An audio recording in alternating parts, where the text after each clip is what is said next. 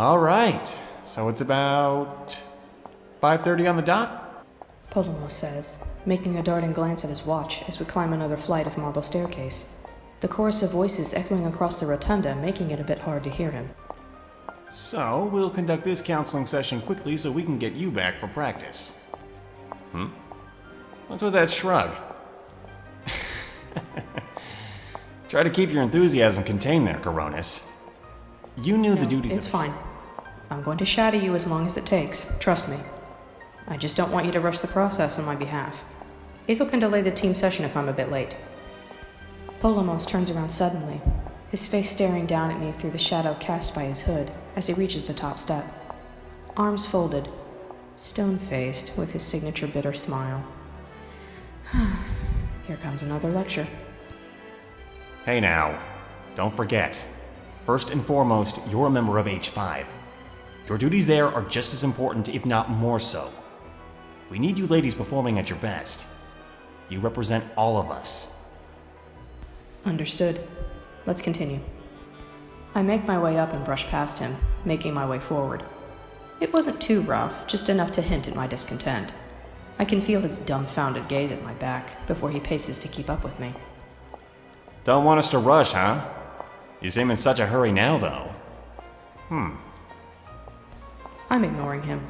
I really am not in the mood for his pettiness right now. I know he's already had a few swigs from his flask since we've been here. Hey, what's up? Yo, what's going on, my dudes? Keep to those studies and maybe we'll get to wear an outfit this cool. Great. Now he's just enabling all these gawking members who think he's some kind of local celebrity. I can't help but wish we took another route that didn't take us through the dormitory wing. I knew you had some potential. No one can platinum all the Uncharted series in one sitting. Although, the familiarity of everything does something to me. The sounds of laughter, the clicking of controllers and keyboards beyond each specially decorated iron door. I can see glimpses as I walk past, You ignoring me now? through the glass windows at their center. Damn it, slow down. Some lost in their own worlds in front of a TV playing their favorite game. Some even wave as I walk past. It's always been an odd feeling, but I guess it makes sense. I'm one of the star graduates of Ithaca. Or that's how the rumors go anyway. I could go without all the attention, honestly. I was once like everyone here. I still feel like I am, honestly. That powerful scent of old cartridges. It's been so long Coronis! Huh? What? Jeez, I was just saying hi to some of the members here. You alright? You kept walking so damn fast. In that robe, no less. You also, seemed like you saw something familiar. You passed by your old dorm room?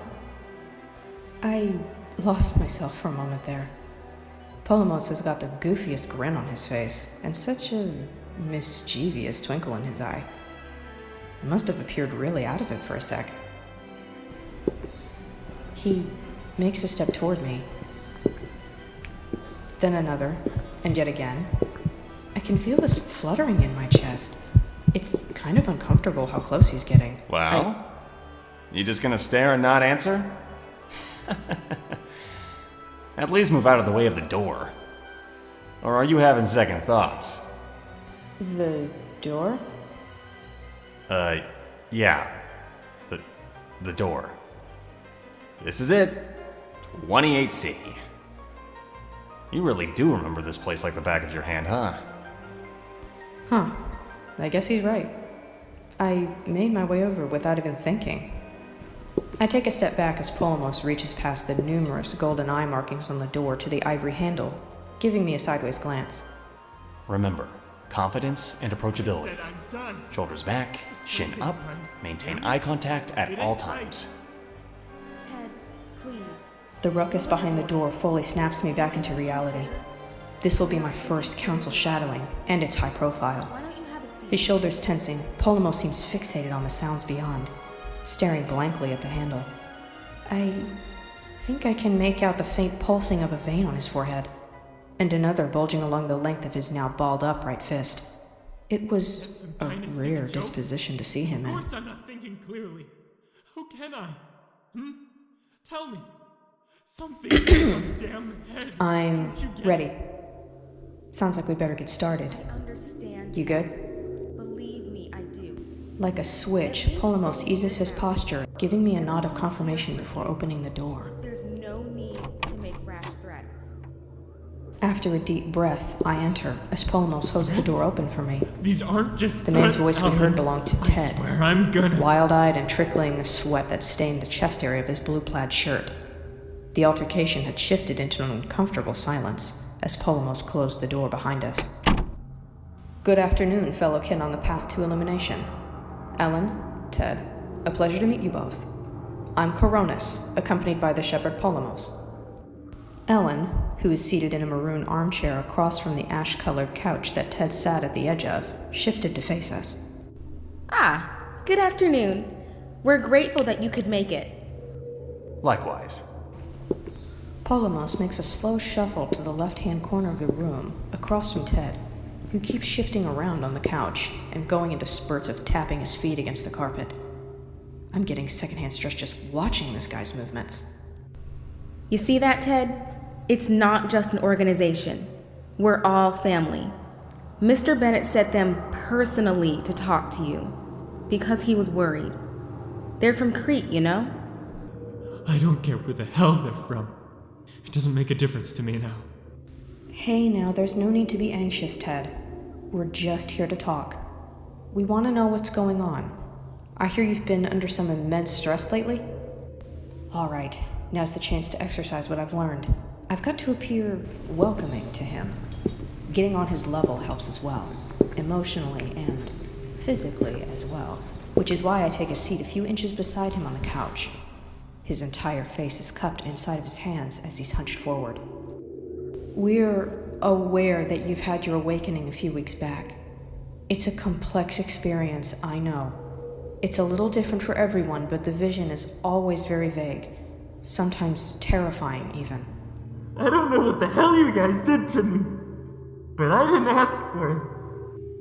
Even with the amber rays of the setting sun beaming from the parted blinds of the window across from us, warm as the summer red hues of Ellen's dress, I can see Ted shivering. Nothing we've done is meant to harm you, Ted. We're here to aid you along the path of enlightenment, a path that we all walk. I'm sure you understand that, and you've been chosen. Not everyone has the potential to— Potential? For what? To go mad? To dream of nothing but that place every time I close my eyes? Sometimes those damn visions follow me in the waking hours too. But Ted, you've got to follow the procedures during this process. Your mind is altering right now. It's very unstable. We've got to keep you grounded. You haven't been following the conditioning regimens at all. That's true. During this time, you'll be accumulating an excess of pixel energy that your mind can't quite process. It's imperative that it be dispensed up I properly. ain't following another damn word you people say. I'm done with all of this. Why don't you guys get it? I'm resigning. Wait, this guy wants to resign? Really? Ted's grasping at strands of his dark hair as if he's ready to rip them out to get to his brain, gritting his teeth. I shoot Polemos a questioning look from across the room, but he's just got his arms folded. Stone-faced, his gaze not leaving Ted for a moment. That is, before checking his watch. Ted gives Ellen a glare with narrowed eyes, briefly stopping his pacing around the room before turning to face me. His pupils are rather enlarged and shaking. They're shifting quickly to and fro between Polemos and I before they narrow once more, this time stopping on me. Listen, Ted. Oh my god. It's there. Look at them. Ellen, don't you see? Look at what, Ted? What are you seeing? What's he pointing at? I'm trying to line up his shaking index finger to my palm. My palm. Oh no, does he see it? He's advanced that far so quickly? I try to recoil my hand away from his sight, but it's too late. His knees seem to give in as he sinks to the ground on them, his arms limply hanging to his sides. He must have... Those damn eyes. Yes, Ted. Eyes. You know they're a symbol of illumination. It's simply a pattern on the road. It won't harm you. No, on her palm. An eye. I saw it. Don't you? Is that what's happening to me? Ellen's mouth looks like it's trying to form some sort of sentence as she helplessly looks on at Ted's display. She turns to me now, brows furrowed, eyebrows raised. I don't know what possessed me to do this, but I showed her my right palm, as if in confirmation. She seemed to breathe a sigh of relief. She couldn't see what he could. Yet. There's a sudden shuffling from the corner of the room where Polemos was. He's headed straight for him. Wait. What's he reaching for? Oh, sorry I'm late, Polemos. I came as soon as I got word, but I had to come from Kingsport. Lachesis? What is she doing here? In plain clothes, no less. A beige t-shirt and blue denim jeans? Polemos stops in his tracks as she enters. It looks like it takes all of his willpower for him to turn away from Ted, who seems oblivious to Lachesis even entering, by the way, and acknowledge Lachesis with a half-assed smile before walking over to her. Ah, yes. You've made it, Lachesis. And not a second too late. That bad, huh? Let me have a crack at it, all right? Lachesis is approaching Ted now? She's kneeling in front of him, getting on his level. I thought only shepherds were Ted, able I to... take it? I'm Lachesis. Pleasure to meet you.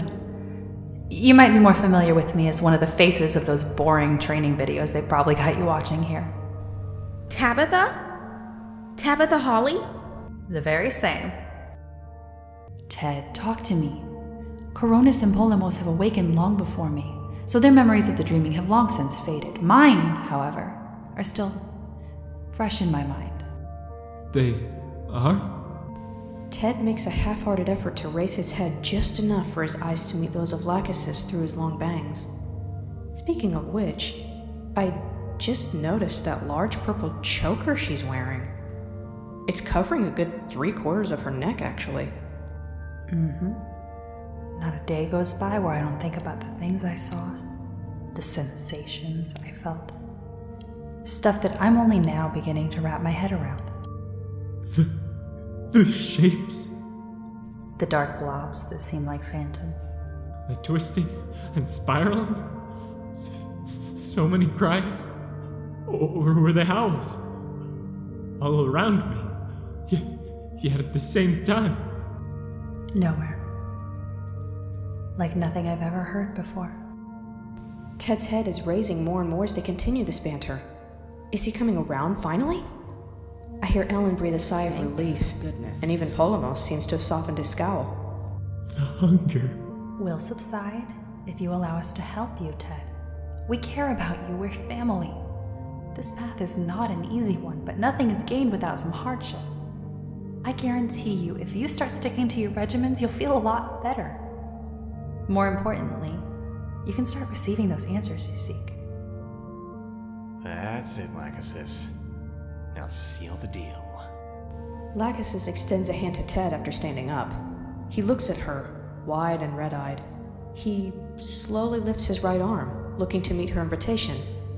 His eyes dart nervously about her body as if he's contemplating every inch of her. An inch before their hands meet, his eyes lock on and fixate on that purple choker Lachesis is wearing before he recoils. He saw it. Ted? What's wrong, Ted? You won't accept their offer? Please, Ted, let us help, and soon. Whatever you're seeing, we It's can... all lies. It's all lies.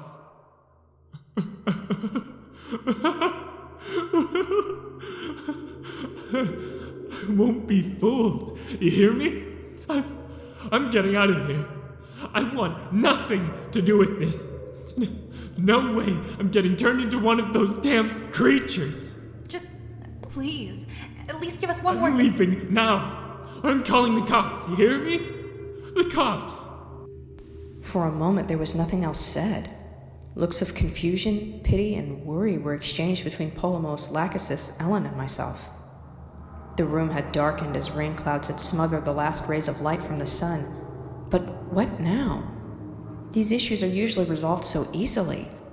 I've never seen one of our own in such an irritated state. Lachesis, that's enough. A moment, please. Polemos retreats back into the corner of the room he was in previously, beckoning Lachesis and, oddly enough, Ellen? They form a sort of irregular triangle over there, seemingly just leaving the distraught Ted in my care. He seems to be contemplating the door pretty heavily. I hope he doesn't make a run for it. Although, with how badly his knees are shaking, I doubt he has it in him. Did you hear what he said, though? We can't let him go out in that condition. He's seen quite a bit of the program, Polemos. We've got to keep trying. A bribe, perhaps? No, that won't work. Look, Polemos, just give me 10 more enough minutes. time here. You heard what he... 10 more minutes. Come on, we can do this. He's threatened to go to the police, Lachesis. Yeah, we all heard it. Ellen, is there anyone else in Ithaca he's close to? Well, there's Caden. Maybe. Enough! He's threatened the fidelity of the entire organization. You all realize that, right? There's only 2 ways he's leaving this room, and he just shot down one of them. What are they talking about over there? Ellen looks almost like she's holding back tears. The discipline for violations this dire? There's no other option for us now. I understand what position you're in, Polemos, but I hate this. I wish there was more we could do for him. Fine. I don't want to be here while this happens, though. Just try to make it quick for Coronis. Make sure she understands. I'll try my best. Come, Ellen. Let's take a quick walk to the cafe. I could use a coffee. All right. Let's go. Lachesis and Ellen break off from their brief meeting with Polemos. Lachesis opens the door, Ellen approaching it as she glances back at Ted. Her eyes are watering. Goodbye, Ted. Ellen?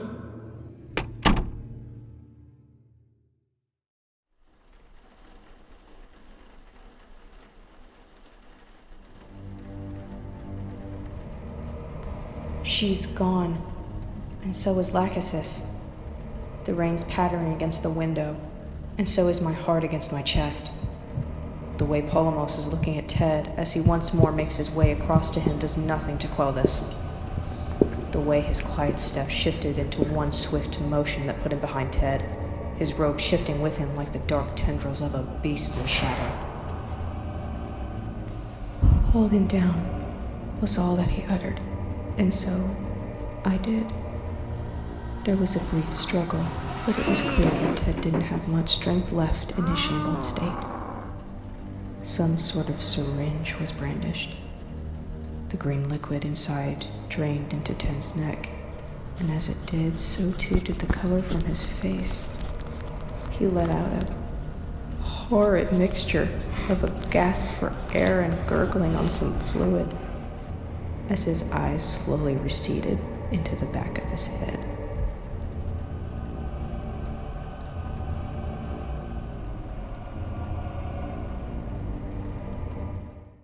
Gotta rep the city, chase a chick, never chase a bitch, chase no bitch. Mask on, fucking mask on, mask on, fucking mask on, Percocet, Miley Percocet, chase a chick, never chase a bitch, chase no bitch. 2 cups, toast up with the gang, from food stamps to a whole nother domain.